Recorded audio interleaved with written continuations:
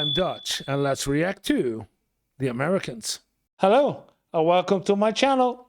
My name is Johan, and I'm a typical Dutchman. And if you're planning to come over to Europe for a holiday or to live here, or if you're wondering why is America so expensive in comparison with Europe, then you are at the right place. Because in this channel, I take a look about the cost of living life and living in the United States versus the cost of life and living in Europe. And today we're going to take a look at established context about the growing lie behind America's economy. Which lie is it? It starts already with 60% of Americans can't afford a minimal quality of life. Wow, 60%. I don't know if it's true or not, but I expect that this will be explained in this video. So let's start with a subscribe and a like, and then go for it. Now, that's a shocking statistic, and it's according to the Ludwig Institute for Shared Economic Prosperity, an organization that tracks how much it actually costs to live in the US. Bottom 60% versus the top 20%. Share after tax national income. Now, we're not talking living luxuriously. We're talking just covering basic needs like food, housing, healthcare, transportation, and childcare. This stat completely contradicts what we're told about the US economy. I mean, if you follow any sort of mainstream media coverage, you've probably heard that unemployment is near historic lows, inflation is cooling, slowly but surely getting closer to the Federal Reserve's target rate of 2% a year, and the major stock market indexes are still hovering near all-time highs. In other words, the economy on paper looks pretty good. Yeah, on paper. And sure, there are some cracks forming, and I've been quick to point them out. First quarter GDP went negative, consumer sentiment has dropped quite a bit, but if you're just looking at headline numbers, you never guess that most Americans are struggling to afford basic survival. That disconnect is really what this video is about. Now, quick disclaimer, yes, the Ludwig Institute obviously collects and analyzes data differently than the US government. I'll touch on some of those differences, but this video isn't really about methodology. It's about why the government's version of economic success doesn't match most Americans' reality. Okay, yeah, because the lies that come out of the White House nowadays, 2025, are ridiculous. At least according to bring it normal. to this recent study. If you want to go deeper on this matter, I've linked the sources in the description. Now let's start with the big one, cost of living. The government said inflation was 4.1% in 2023. But according to the Ludwig Institute, the actual cost of basic necessities, things you can't cut from your budget, well, that rose 9.4%. Wow. More than double than the United States government says. Who trusts the government? But this is 2023, so this pre-Trump. This is Biden administration. And Biden is guilty of everything. Blame Biden. That's more than double what CPI says. Yeah. Now, to quote Ludwig, they said the stark contrast between official inflation figures and the lived experiences of most Americans highlight a fundamental disconnect. While the CPI provides a snapshot of price stability, to interpret it as reflective of what the average American household is experiencing is beyond misleading. Yeah, but the CPI, Consumer Price Index, is every quarter, I would say every month. There's a CPI every month? Yeah, there's a CPI every month. So depending on what's the market say, but it's not in comparison with all people of everything in what they say, the average American household, because the CPI is only looking at the numbers from the working people and what they consume. According to Ludwig, it's the essentials that are draining people's wallets. Housing costs surged by 11%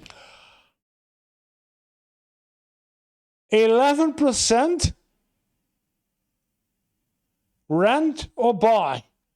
0.4% year over year in 2023, marking the largest annual increase on record. Now, most people know mortgage rates are 6 or 7%. Housing prices are at all-time highs. Mortgage rates 6 or 7%.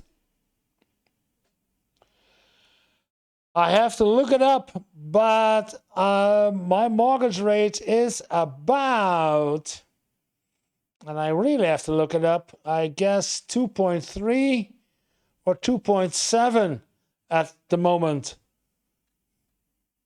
Or very close to them. The median cost of a home in the US is around 450 grand. And if most people don't have $1,000 laying around for an emergency expense, how in the world can they afford a home? But this Wait a minute. New home price, existing home price in thousands. Now we're talking about 2024 right here. 400,000 existing home price and new home price, they match almost. An existing house is as expensive as a new house. home in the US is around 450 grand. 400 grand.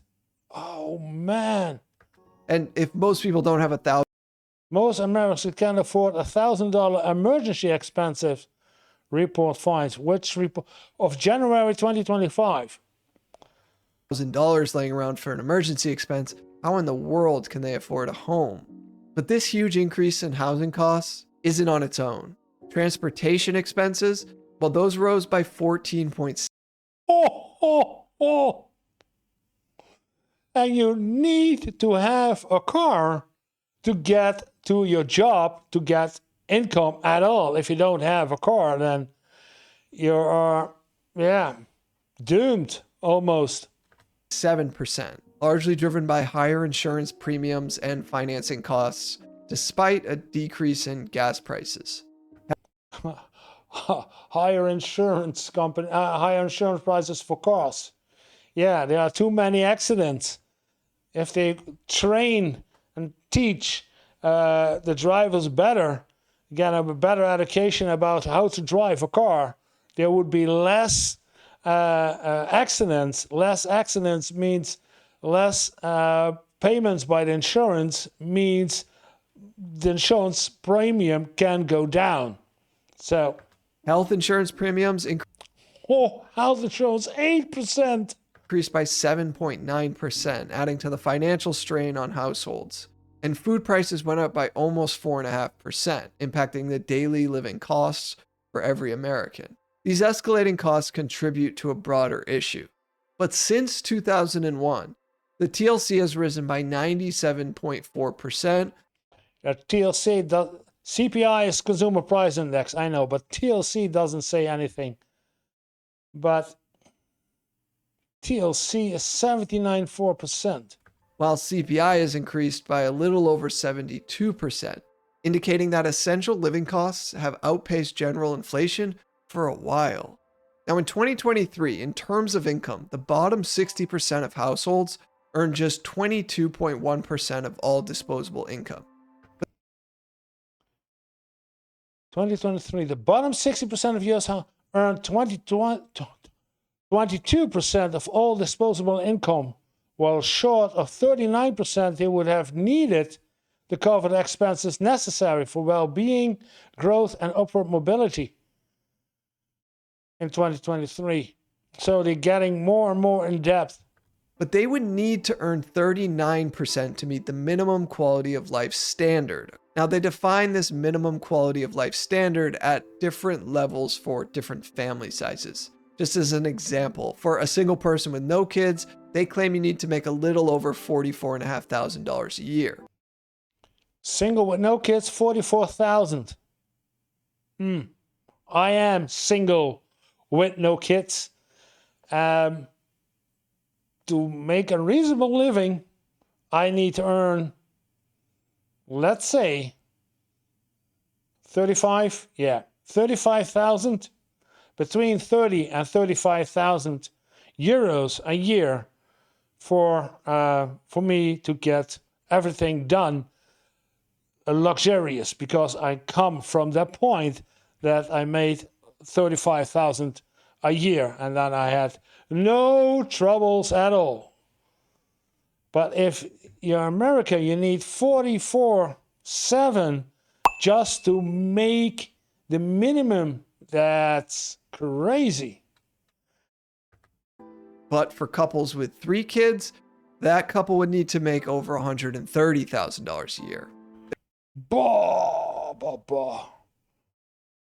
In Europe, if you have, like here, single with 2 children, you get for each of your child support from the government.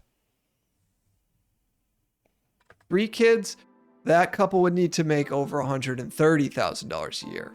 They also said, quote, Americans are working harder than ever, fueling our economic growth, but the benefits of that hard work is not being distributed in a way that supports upward mobility for too many middle and low income Americans. Work hard, earn nothing. Now, this disparity highlights that even with employment, many Americans struggle to afford basic necessities, reflecting systemic issues in income distribution and cost of living assessments. So let's talk about unemployment, because this low unemployment number that we've been continuing to hear has constantly surprised me. But this is the Treasury yield. This is something else. It's out of bounds. March unemployment rate 4.2. Okay. Low unemployment number that we've been continuing to hear has constantly surprised me. Anecdotally, I know plenty of people who are out there searching for a job, and I also know many people who have a job but aren't making ends meet. So I think this is one of the most misleading stats in the whole system. You've probably heard that the unemployment rate has been around historic lows, which sounds great, and it implies that almost everyone who wants a job has one. But that number doesn't tell you a few things. First, it only counts people who are actively looking for work. Let's say you gave up searching, well, you're not in that stat. But probably if you gave up searching, yeah. It's because you're not eligible, because you don't have the right study, you don't have the right education, you don't have the right, maybe you don't even have a car, and then more crazy is that if you're working just 1 hour a week, you're counted as employed. People who are working 2 part-time jobs that barely cover rent, well, those also count as still being employed. Now, compare that to the... yeah, they have a job, yeah.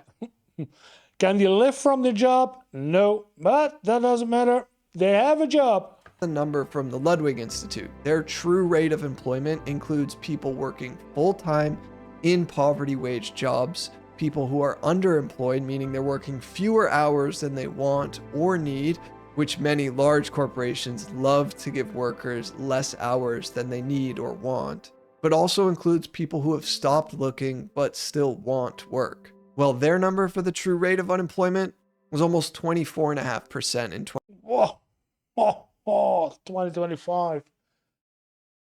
Rate of unemployment 24%. 2023. That's 1 in 4 Americans who are either unemployed or stuck in a job that doesn't pay them enough to live. Or stuck in a job, yeah. This is it's crazy. It's unbelievable. I don't get it. The minimum wage you should have from a job should be enough to at least live from paycheck to paycheck, to pay your rent, to get your car, and to make something that you can eat at late night. Massive credibility gap, and it matters because policymakers, news outlets, and voters make decisions based on that 4% number, not the 24% reality that Ludwig is claiming. It's the same pattern. The government's version of economic health leaves out the actual conditions people are living through. And I think this was a huge problem in the election. The economy was by and far the number one issue for voters. And a lot of people could point to a strong economy. Yeah, let's make America great again. Yeah, for the top 1%, but not for the rest of the 99%. At least on paper. But many Americans didn't actually feel like the economy was working for them. And that's where this disconnect is. Now, wage numbers also follow a similar script. The Bureau of Labor Statistics says average hourly earnings went up by 4.1% in 2023. But the Ludwig Institute found that for the bottom 60% of workers, real wages have been flat or declining since 2001, once you factor in the actual cost of living. Wages going down. Actually, yeah.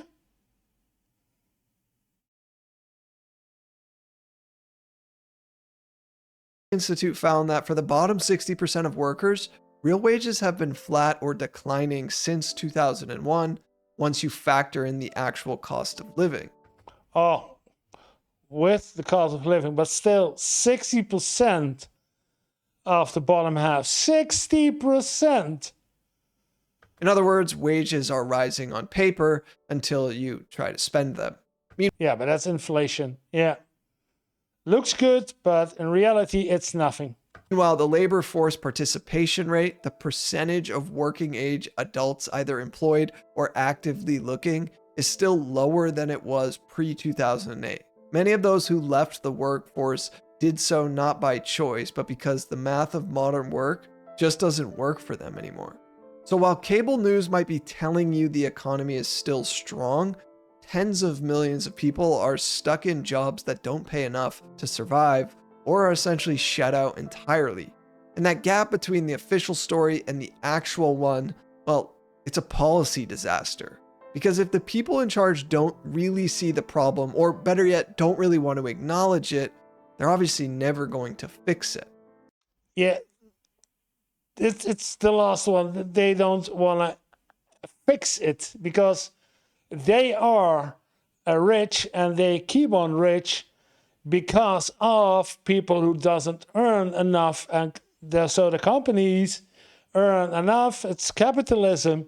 So yeah, keep the poor poor and the rich rich. And if anyone tries to change this and it changes the bottom line of the big companies, then there will be a lot of money, a lot of lobbying so that this doesn't happen. So how can the government report low unemployment, rising wages, and cooling inflation while nearly 2/3 of Americans can't afford a minimum quality of life? They're not measuring what really matters, at least not in the most effective way. If we look at inflation, like the CPI, this tracks the prices of a basket of goods and services. But there are two big problems, I think, with how it's used. First is it averages everything. So if TVs get cheaper, but rent and healthcare spike, those savings can end up diluting the pain. Yeah, because he's correct. And obviously, if you don't need a new TV, then this is rather meaningless to you. But the other two, housing or healthcare, necessities, well, you definitely feel that price increase. But second is it underweights the essentials. Housing is a prime example. The CPI doesn't use actual rent prices for most people. It uses something called owner's equivalent rent, which is basically a survey asking homeowners what they think they'd charge in rent. It's not only often disconnected, but it can be months behind real market shifts. Now, if we compare that to Ludwig's True Living Cost Index, TLC. Okay, now I know what TLC means. True Living Index. True meaning. Market shifts. Now, if we compare that to True Ludwig's Living True Cost. Living Cost Index, well, this focuses on what people have to buy: rent, food, healthcare, transportation, childcare, a phone, internet, and personal care items. And so when you get a huge discrepancy between this True Living Cost Index and CPI, that gap can explain a lot, because policymakers obviously are looking at CPI and they can think that the crisis is over. Yeah, wow. Good explanation. Because the market reacts on the CPI and not on the TLC. And if they were to look at Ludwig's data, it would be clear that the crisis never left and in fact is probably getting worse. Now, there's also a flaw in how they track wages. The government looks at averages. Ludwig corrects for that by breaking things down by income group, and the result can be quite damning. For most Americans, real wages have not kept up with the actual cost of living for over 20 years. Now, I want to be clear, there are solutions to this problem, and although it is a huge problem and it's only increasing, Yeah, it's a real big problem. I thought in the spirit of not making an entirely depressing video, I would talk about a few of them. Obviously, none of these are easy. Some are also politically toxic, and others are definitely complex. But that doesn't mean they're impossible. It just means they really haven't been prioritized or taken very seriously.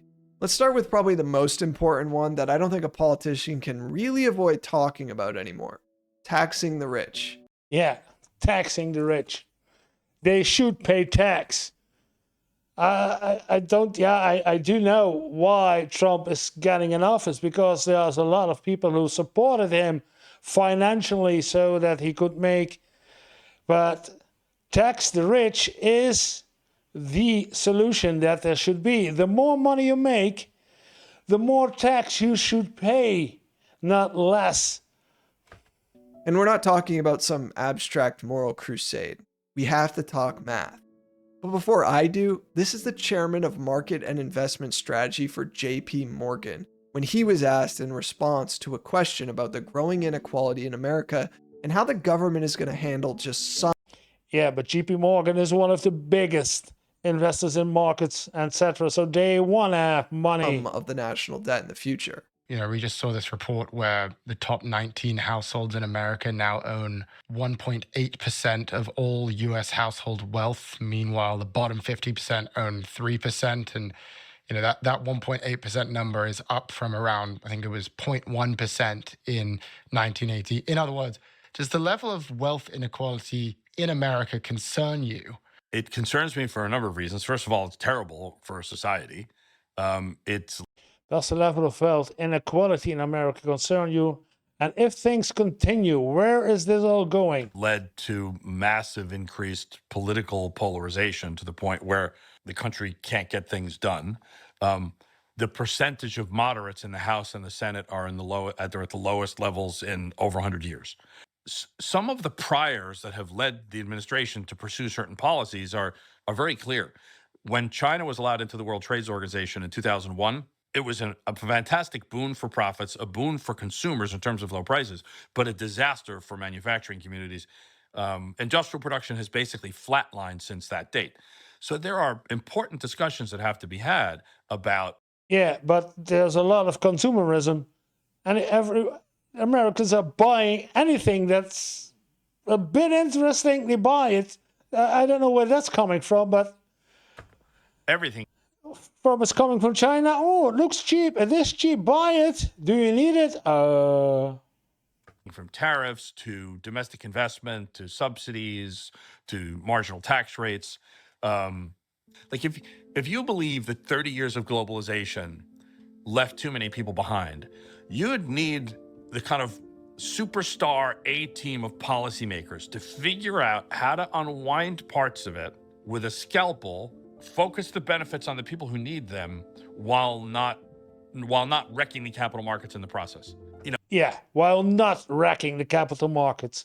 So it doesn't need to cost the bottom line of the big companies, but we need to look at how we can help the people who really need a better income. And the jury's out whether or not this administration is comprised of people with those kinds of skills and vision and competence. Is it? But I'm No, it is not. very concerned about some of those wealth inequality issues. And, at the dam will break at some point and we will have a wealth tax in the United States. It's just a question of the level that it will be set at. Now, of course, if you want to reduce Yeah, I want to say wealth tax It's what Trump is preventing, and yeah, reduce the burden on working class Americans without exploding the national debt, the money obviously has to come from somewhere. And right now, the ultra wealthy aren't just rich, they're also taxed at lower levels. And no, I'm not talking about income tax. The wealthy make most of their money from alternative methods beyond just income.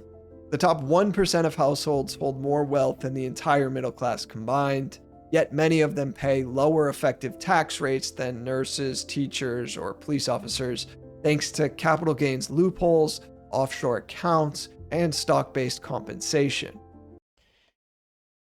yeah, it's strange.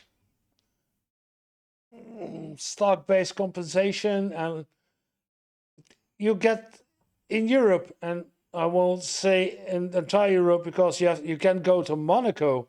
That's a tax-free state for the ultra wealthy. Then you go to Monaco for superstars and supermodels. They live there. But everybody else who's living in Europe have to pay taxes by the money they have, the wealth they have, no matter if it's cash in the bank, or it's a yacht, a luxury yacht, or it's stocks on the market, or the entire wealth that you have accumulated during a year of in your life. It has to, well, not in your life, but it will be taxed severely in stages. The more you make, the more you have to pay. Some economists have proposed a modest wealth tax, just 1 to 3% annually on net worth over 50 million. 1 to 3% of a net worth of 50 million? Man, 50 million is enough to live 10 lifetimes of money.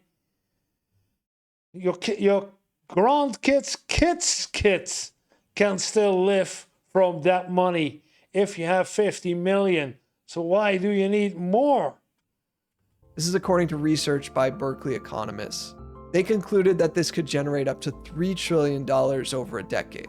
3 trillion over a decade. I think that could help the social safety nets for everyday Americans and start to bring the national debt under control over time. And this Social safety nets?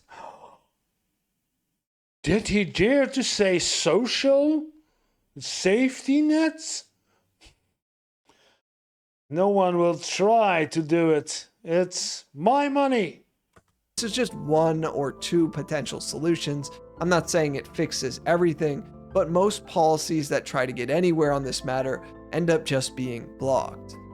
Blocked by the wealthy, the super wealthy. If you have money, then you control the way it works in the United States. If you don't have money, you cannot control. Many people, we the people, are not we the people. It's we, the 1% of the United States people. We control what's happening in the government, not everyone else. And that's sad. That's very sad. Not because they don't work, but because they would shift power. And that's the There is Musk. Elon Musk. I forgot his name. Yeah, Musk. Oh. There, JFK. I believe this is Zucker. There. Hackset. There. Ah. The one that I talked about. A former Fox host is now part of the government, leading the Department of Defense, I believe, DOD. A Fox host with zero experience in. That's the government that's over there. It's unbelievable. the real reason things haven't changed. Because fixing this whole thing would require confronting who the current system actually works for. Now, I don't think that these are radical ideas. I think that implementing practical measures to seriously tackle some of these problems is what we're going to need in the future. Yeah, but it's not gonna happen.